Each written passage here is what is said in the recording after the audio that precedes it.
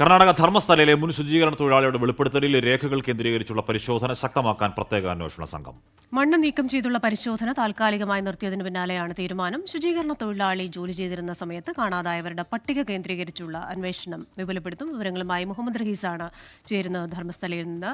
റഹീസെ, good morning. അവിടെ ശുചീകരണ തൊഴിലാളി ചില കാര്യങ്ങൾ കഴിഞ്ഞ ദിവസം വെളിപ്പെടുത്തിയിരുന്നു. ഇപ്പോൾ അന്വേഷണ സംഘം ഏത് രീതിയിലുള്ള അന്വേഷണവുമായാണ് മുന്നോട്ട് പോകുന്നത്? എന്തെങ്കിലുമൊക്കെ മാറ്റങ്ങൾ അതിലുണ്ടായിട്ടുണ്ടോ? Morning Hashmi, Christina.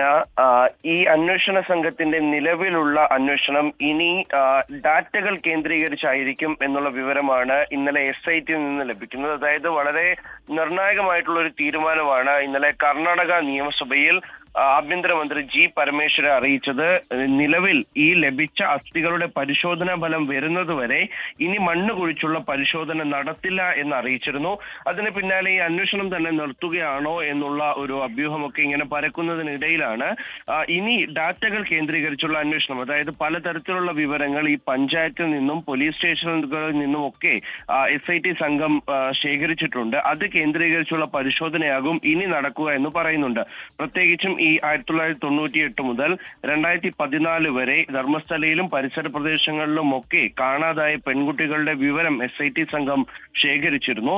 അതുമായി ബന്ധപ്പെട്ട് ആ രേഖകൾ വെച്ചിട്ടുള്ള പരിശോധനയാണ് ഇനി നടക്കുന്നത്. മാത്രമല്ല, ഈ പഞ്ചായത്ത് ഏതൊക്കെ ദിവസങ്ങളിലാണ് അവിടെ ഈ അനാഥ മൃതദേഹങ്ങൾ അല്ലെങ്കിൽ ആരും ഏറ്റെടുക്കാൻ വരാത്ത മൃതദേഹങ്ങളൊക്കെയും സംസ്കരിച്ചത് എന്നുള്ളതിന്റെ രേഖകളും SIT സംഘം എടുത്തിട്ടുണ്ട്. അപ്പോൾ ഈ കാണാതായ ആളുകൾ അതിന് തൊട്ടു പിന്നാലെ ഇത്തരത്തിൽ ഏതെങ്കിലും മൃതദേഹങ്ങൾ ധർമ്മസ്ഥലയിൽ കുഴിച്ചിട്ടിട്ടുണ്ടായിരുന്നു എന്നുള്ളതൊക്കെയും പരിശോധിച്ചു വരികയാണ്. മാത്രമല്ല, ഈ 2012 ഒരു കൊലപാതകവുമായി ബന്ധപ്പെട്ട്, അത് ഇരട്ട സഹോദരങ്ങളുടെ കൊലപാതകമാണ്, നമ്മൾ ധർമ്മസ്ഥലയിൽ പോയപ്പോൾ അന്വേഷിച്ചിരുന്ന ഒരു കൊലപാതകമാണ്. അതുമായി ബന്ധപ്പെട്ട് ഒരു പരാതി കൂടി ഇപ്പോൾ അവരുടെ ബന്ധുക്കൾ SIT സംഘത്തിന് കൈമാറിയിരിക്കുകയാണ്. അങ്ങനെ SIT സംഘം രൂപീകൃതമായതിനു ശേഷം ലഭിക്കുന്ന 4ാമത്തെ പരാതിയായി അത് മാറുന്നുണ്ട്. അപ്പോൾ പരാതികൾ വീണ്ടും വരുന്നുണ്ട്. അതിനിടയിലാണ് ഈ പ്രത്യേകമായി അതൊരു പൊളിറ്റിക്കൽ പ്രഷർ കൂടി കൊണ്ടാണ് ഈ അന്വേഷണ സംഘത്തിന് അല്ലെങ്കിൽ സർക്കാർ നിലവിൽ ഈ കുഴിച്ചുള്ള പരിശോധന നിർത്തിവെച്ചിരിക്കുന്നത്.